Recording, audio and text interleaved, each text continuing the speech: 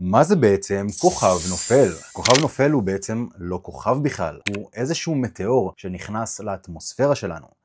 ופעם חשבתי שהאור הזוהר שהוא מוציא זה בגלל שהוא נשרף, אבל זאת בכלל לא הסיבה. כוכבים נופלים זוהרים בגלל שהם מייננים את המולקולות באוויר. כשכוכב נופל נכנס לאטמוספירה הוא נכנס במהירות כל כך עצומה שהמולקולות של האוויר לא מספיקות לזוז הצידה, ולכן הן נדחסות מלפניו. הדחיסה הזאת יוצרת גל הלם אלכוהולי. היא מעלה את הלחץ והטמפרטורה והמולקולות באוויר פוגעות אחת בשנייה. הפגיעה הזאת כל כך חזקה שהיא מעבירה אנרגיה שמספיקה להעיף את האלקטרונים מהאטומים עצמם. וברגע שהאלקטרון חוזר לאטום הוא פולט פוטון עם אנרגיה מסוימת. לכל אנרגיה יש אורך גל מסוים שהאנרגיה הזאת מתאימה לו, וזה בעצם צבע. אור באורך גל מסוים זה בדיוק כמו להגיד אור בצבע מסוים. אורכי הגל שנפלטים מנון המולקולות באוויר הם בערכים שבין 350 ל-450. ולכן כוכבים נופלים הם בעיקר בצבעים של כחול וסגול. אבל זה לא תמיד המצב, נכון? לפעמים אנחנו רואים כוכבים נופלים בצבעים שונים. הכוכבים הנופלים שנכנסים לכדור הארץ עשויים מחומרים שונים.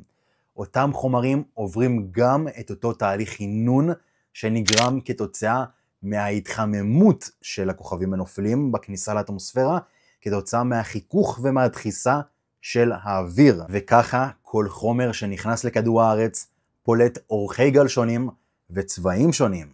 אני מצרף כאן רשימה של צבעים וחומרים, תוכלו להסתכל עליה, ופעם הבאה שתראו כוכב נופל, תראו מה הצבע שלו, ותדעו איזה חומר נוסף לכדור הארץ.